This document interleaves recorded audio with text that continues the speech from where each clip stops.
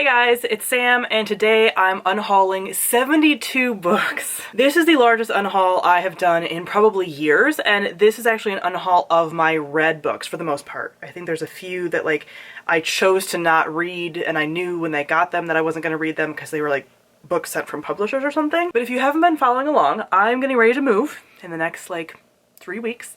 So I actually went through, most of these books are for me either reading them throughout the last year and then knowing I wanted to get rid of them, I wasn't going to keep them.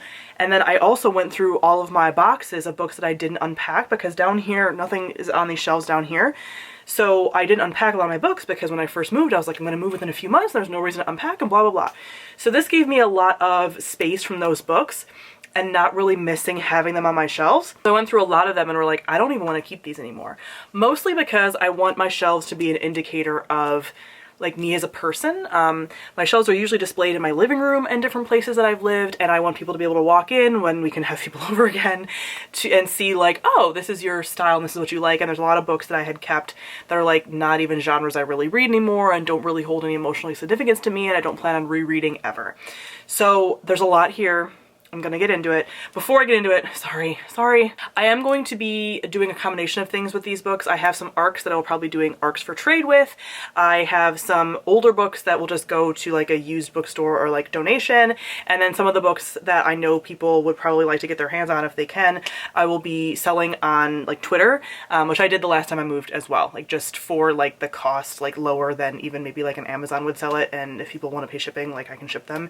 And that's what I'm gonna be doing for that, just to give me some additional moving money, but selling them for cheaper than you should be able to get them other places. So that is the plan for all the books in good condition that aren't ARCs, and I don't know when that's going to go up, so some of those books may be gone. I'm not timing it with this video or anything. It's just kind of whenever I can do the whole Twitter selling thing, because it's a lot to do on the back end, then that's when they're going to go up. So check out Twitter if you're interested in some of these books. Maybe you can get your hands on them there. I don't know. Well, let's get into it. I technically should group these by why I'm getting rid of them, but I'm not. They're all in a pile. I'm just grabbing them as I go and explaining to you stuff there. I'm not going to talk about synopses here, really. Probably, hopefully not, because that'll take a ton of time. But I'll kind of give you an idea of why those books in particular are going. First, we have a series, and that is The Tiger's Daughter, The Phoenix Empress, and The Warrior Moon by K. Arsenault Rivera. This is an adult fantasy series that I finished up in 2020.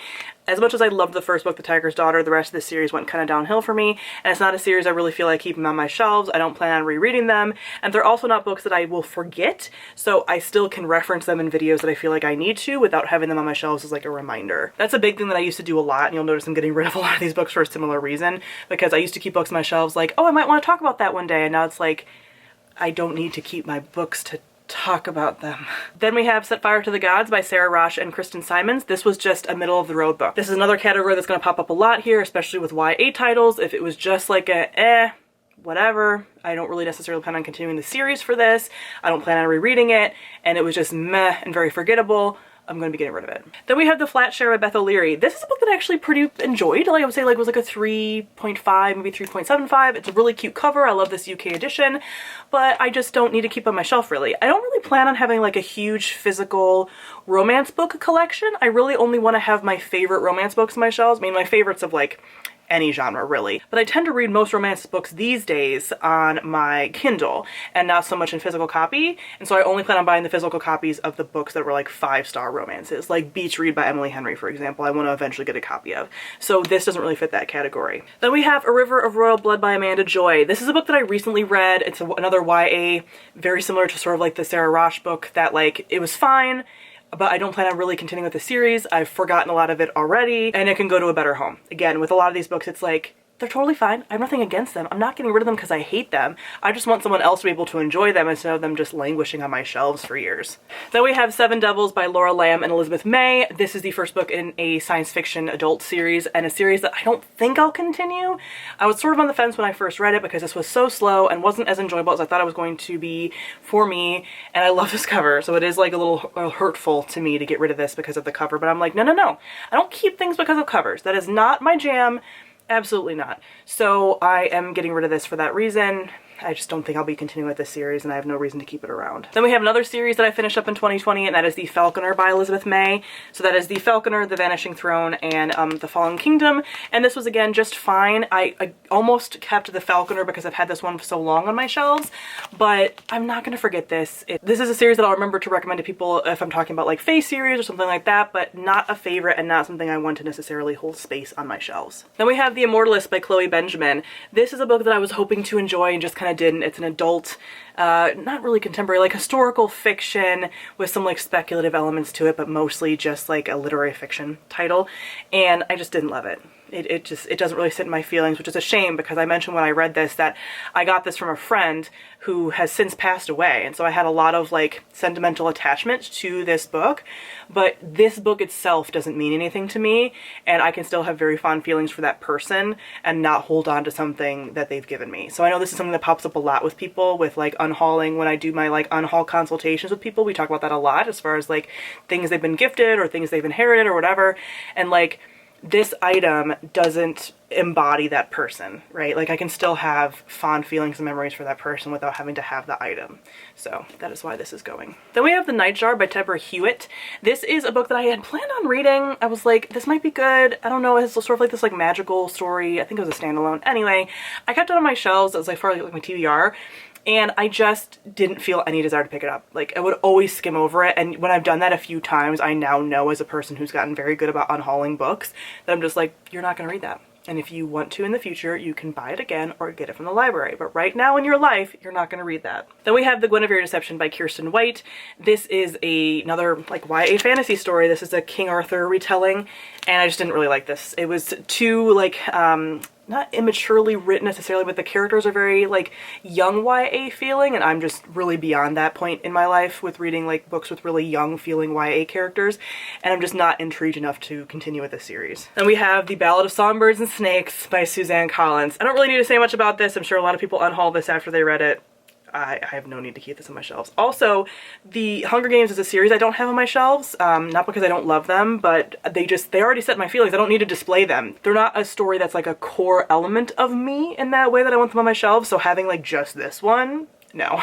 Then we have The Hating Game by Sally Thorne, similar to why I'm getting rid of the flat share, except for this one I didn't like as much as I even like the flat share. But I don't plan on keeping romance books that I don't love. So this is when I was still buying physical copies of romance books more than reading them on Kindle, and I did not like this. This is kind of beat up though, so I'll probably just donate this one instead of selling it, because this went to Mexico? No, this went to BookNet Fest with me, and it got a little beat up in my luggage for BookNet Fest, so this is going. Then we have this edition of God's Grave by Jay Kristoff. I still have my other edition, but I asked for God's Grave for Christmas one year, and I got this edition, which was the edition I asked for, but I didn't realize on Book Depository that they had a number of different sizes, and mine are the bigger ones, so like this is the small one in comparison to my other ones, and I was like, no! So I was thankfully able to get like the bigger editions in God's Grave, so I'm getting rid of this one because I have the full series, it's fine.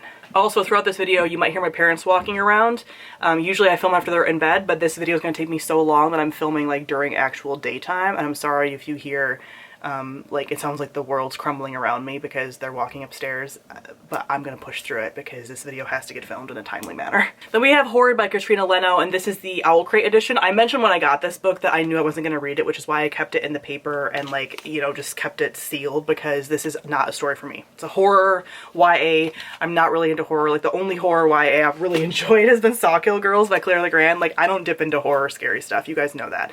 So I knew from the get-go I was gonna get rid of this, and this went immediately on the pile that I always kind of have ongoing of books that I know I'm going to get rid of. Usually they're books that I've read, but sometimes this happens with like the occasional Owl Crate, although they usually get my taste pretty well, and then like maybe a publisher randomly send me like an unsolicited book that I have no interest in. Then we have The Ruin of Kings by Jen Lyons. This is actually a book I listened to on audio during a tome topple, and it was fine, but no interest to continue, which is the common theme for a lot of these. Then we have Skyward by Brandon Sanderson. This is another beautiful copy, and I do like the way it looks. However, I don't think I'm going to continue with this series. I like Brandon Sanderson well enough, obviously. I have his other books over here, but I like his adult Cosmere stuff. I don't love Skyward. I know that's very sacrilegious to a lot of people who love Brandon Sanderson and who are like, Skyward's great.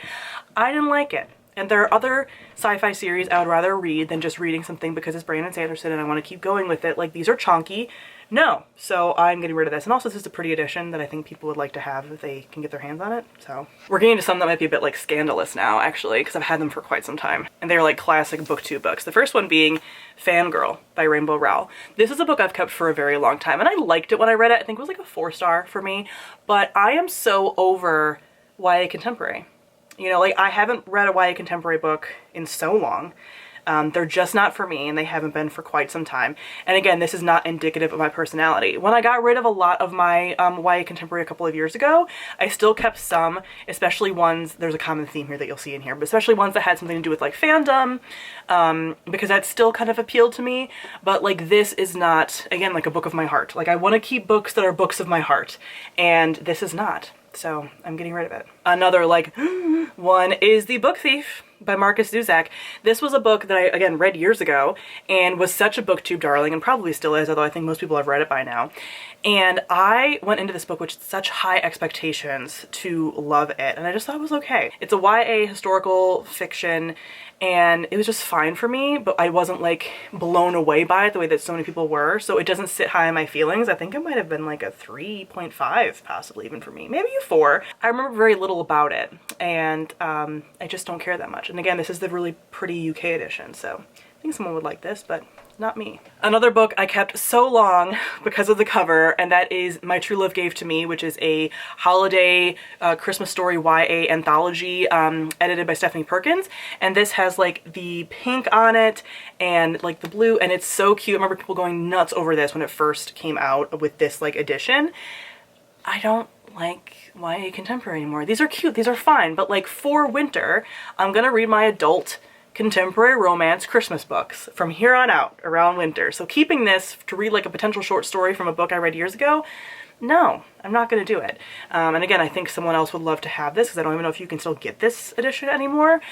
Super cute, but like not for me anymore. I had a fun time with it while it lasted. Then we have Magnolia by Christy Cook. This is super cute. I mean, this is one of the reasons that I kept this one, because this one did sort of sit in my feelings, but again, YA contemporary as a genre doesn't really sit as like one of my defining genres these days.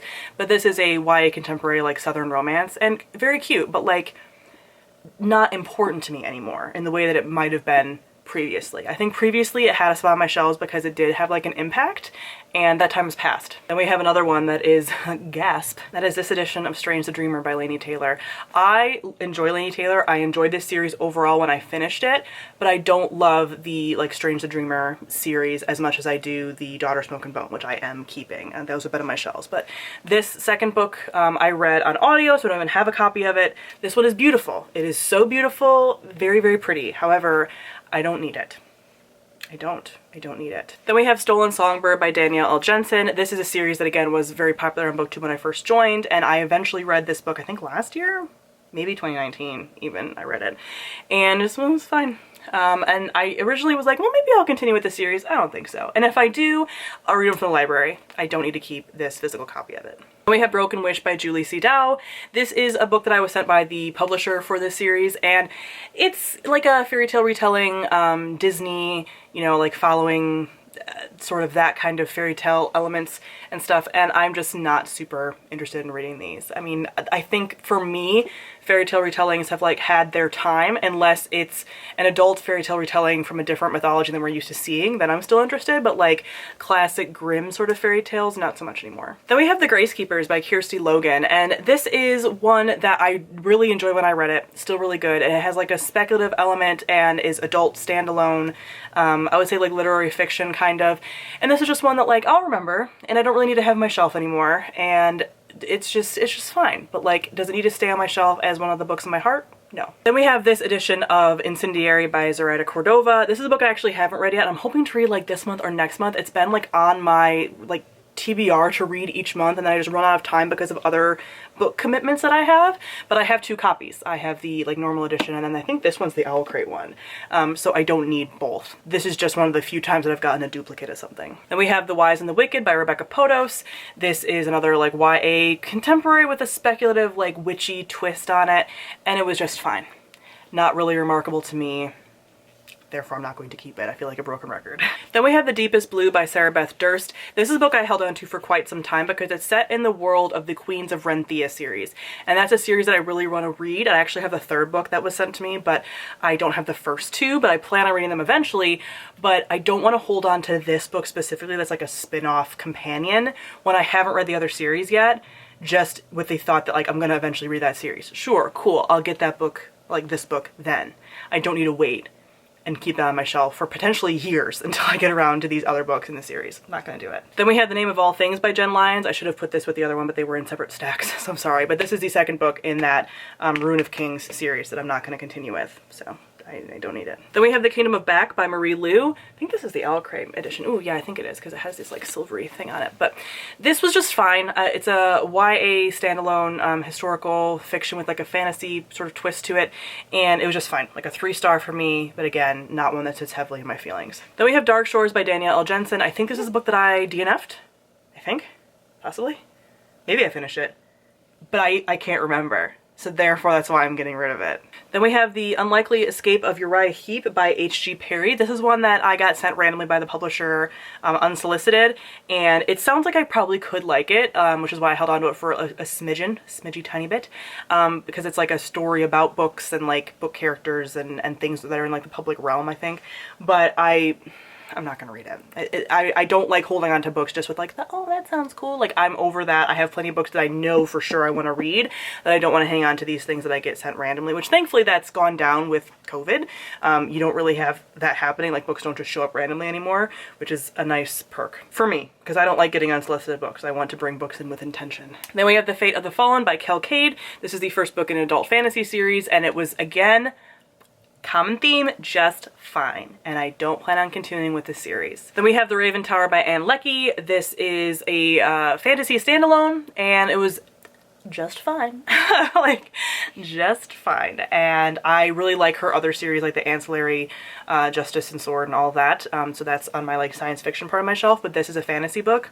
Was just okay. Then we have Girls of Paper and Fire by Natasha Egan, and this I DNF'd. I tried to read it 2 different ways, on audio and on like physical copy, and just didn't like it, didn't like where it was going, very slow, and some of the themes were not something that I was into, so DNF'd this one. Then we have Water for Elephants by Sarah Gruen, and this is a like very beat up like used copy that again will go back to like the used bookstore or like donate it or whatever, which I really liked this book when I read it. I read it at the very beginning of book 2, I want to say, and I enjoyed it.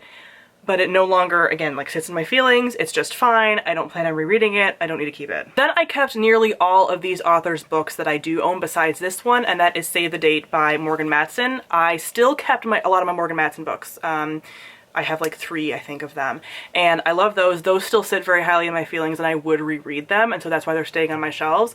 This I wouldn't. I didn't really care. It was very forgettable and not really what I wanted, so this can go. So I'm very big on like, don't keep a collection of books by the same author just because they're all by the same author. If some of them you don't like, you can get rid of those. Then similar to the fangirl situation, we have Eliza and Her Monsters by Francesca Zappia, and this is one that I held on to because it did sit highly in my feelings. I still really enjoy it, one of my favorite YA contemporaries that I have read, but I don't need to keep it around. I won't forget it, and it's fine to be off of my shelves, especially with limited shelf space I'm going to have in my next place. I don't need to keep this around for that reason. So very similar to the fangirl situation. Then we have this book, which is one of the books that I've owned the longest. I had this on my shelf before I even joined BookTube as like a display book. And that is this Jules Verne 7 novels Barnes & Noble like classics edition that they have.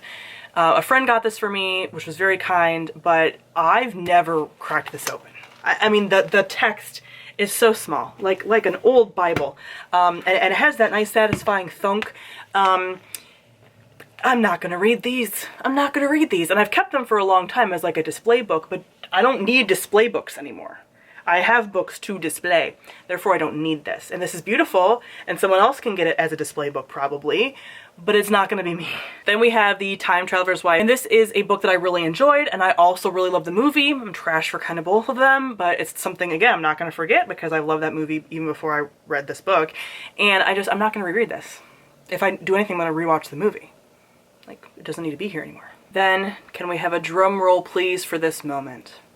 I am getting rid of The Bronze Horseman by Paulina Simons. This book needs to go. It is my least favorite book ever written. I hate it so much. And it being away in my boxes made me feel relief, a sense of calm, a sense that everything was right in the world.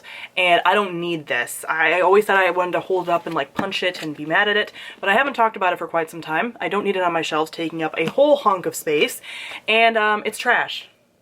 So, I'm getting rid of it. Like the final Horcrux defeated. Then we have We Are Okay by Nina LaCour, and say it with me, a YA book that was just okay. I kept this for a while because it was still very well written and it was a women loving women story.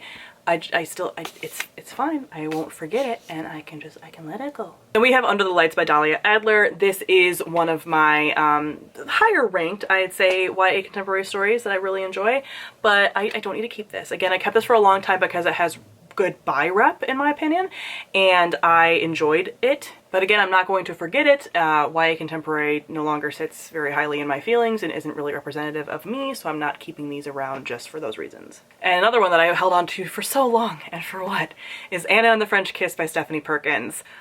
I haven't like been in love with like this book for quite some time. It was one of the first YA contemporaries I ever read for my channel, so I think it held some of that like sentimental quality to me.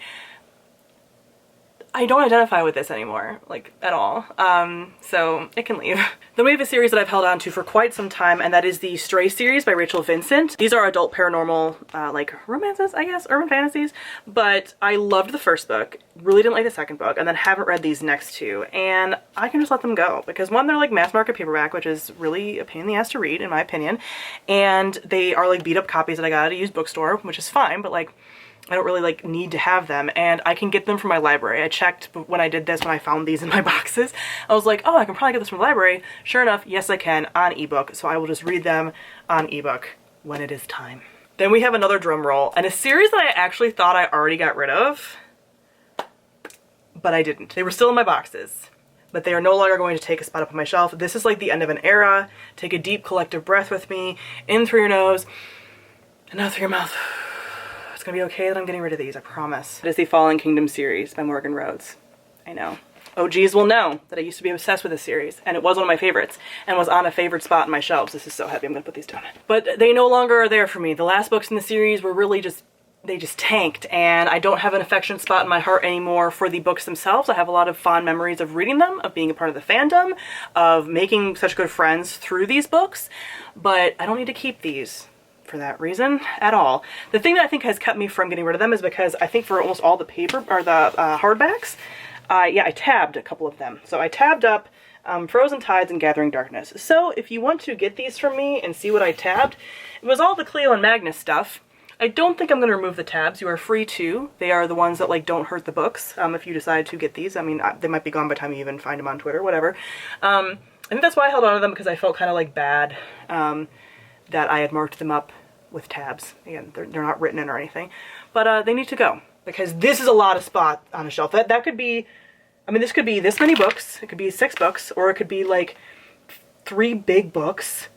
Like, that's just a lot of space that I don't have anymore. So, and lastly, we have some ARCs, and like I said, I'll be doing like ARCs for trade for these, because there's a number of them in here that I know people will want. Some of these are books that I just got as ARCs in the last like year or so that, you know, I read and I just didn't want to keep. But there's a number of these that I've held on to for many years because I know that they hold some kind of value, but they weren't valuable to me.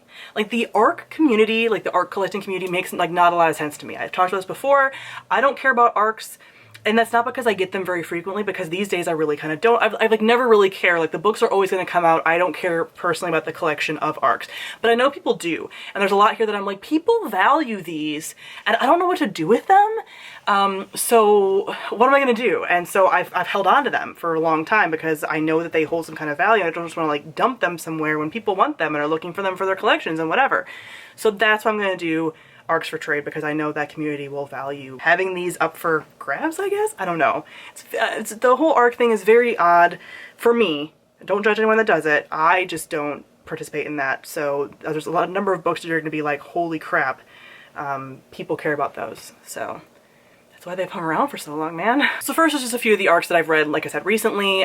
First is the Will of the Wilds by Charlie M. Holmberg. This was just fine. It was like a monster boyfriend kind of fantasy fae. Is it fae or I think he's a demon, but it's that kind of like story, and it was just okay. Kind of disappointing for me when I read it. Then we have The Glass Hotel by Emily St. John Mandel, and this was a book that I really enjoyed when I read it. I read it last year for the House Up Book Club pick for that month. We had a really great discussion. I'm not going to forget it, but it's not a book that I need to have on my shelves. Then we have The Red Scrolls of Magic by Cassandra Clare. This is an arc that I just got randomly, one of those arcs that they just sent me without really like asking about it. And as you guys know, I don't read all the Cassandra Clare stuff. I just really read the like historical fantasy series that she puts out. So I didn't have any interest in this, but I was like, I don't know what to do with this. Do people care? Do people want it? I don't know. Then we have one that used to be like all the rage to get your hands on, and that is the Ninth House arc by Leigh Bardugo. I have a like special edition that I got from like Indigo that's all pretty and whatever, so I don't need to hold on to this as a book to like reread, because I do plan on rereading the next one, or this one, before the next one comes out. But yeah, I just was like, what do I do? People like this. People want it for their collection. It's like highly sought after. What do I do with it? It's like holding like a precious gem and just being like, I don't know this value, but like I think people care. Or like an antique, you know? I'm just like, what do I do? Then we have The Star Touched Queen and A Crown of Wishes by Roshni Chokshi. These are two books that I held on for a long time for sentimental purposes, because these were some of the first arcs that I got from Roshni when I was like supporting her with The Star Touched Queen, because it was a Hades Persephone retelling. And so I felt like just really like, oh my gosh. But I own physical copies of them now.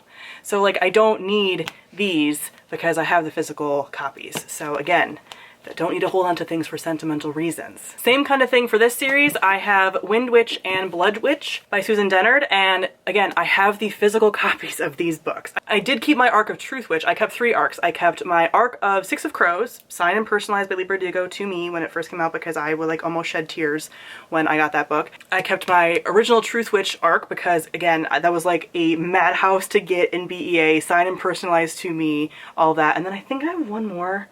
Was it potentially my Starless Sea by Erin Morgenstern? I think might have been my 3rd one, because again, these like really important moments of some of my favorite books, I kept those. But these two, they're not signed, they're not personalized, nothing like that, and I read them when I got them, and I now have physical copies, and I don't need these. And I know collectors care. I don't know, it's very like, Then we have Sorcery of Thorns by Margaret Rogerson. This is another book that was just like, fine, okay, and I have a physical copy of it. Then we have another series that I held on to for a while, and that is the Illuminae and Gemina from Jay Kristoff and Amy Kaufman. And I loved Illuminae, and I almost still kept Illuminae because I do still love it. However, I'm not gonna reread it. Like, I have no reason to reread it. It was so good when I first read it, but like I think it will have lost its luster now, especially knowing how the rest of the series went, because I didn't like the rest of the series, and I don't need these anymore. Then we have I'll Give You the Sun by Jandy Nelson, and this is actually a YA contemporary that I love, and I am considering getting a copy, like a finished copy of it, because I do love this, but I don't need to keep the arc of this. Then we have the Imperium trilogy, well, the first 2 books, Furyborn and Kingsbane by Claire Legrand, and these are also 2 books that I have physical copies of. So I don't need the arc, say it with me. And lastly, we have the arc for Wicked Saints. And why do I not need this? Because I have a physical copy. Keep saying physical copy, I mean like finished physical copy of it. So I don't need the arc when I have a finished copy on my shelves. So this can go. Whew. So that is it for the 72 books that I'm getting rid of in various ways throughout the next coming weeks. Comment below, let me know if any of this shocked you. Any of these books shocked you for me to be getting rid of. Again, I'm really downsizing my collection because of the space I'm gonna have in my new apartment and the fact that I'm not gonna have like these big shelves or anything. If you're interested in all of that moving information, my Bibliothecary supporters get a monthly vlog where I'll be including all that stuff over the next couple of months. So I will link that down below if you want to join that community for more information. So yeah, that is it. I am very exhausted by this. But comment down below also and let me know if this inspired you to get rid of some books on your shelf, especially red books. I would be very curious to know if I motivated you. So thank you all for watching, and I'll see all of you guys soon. Bye.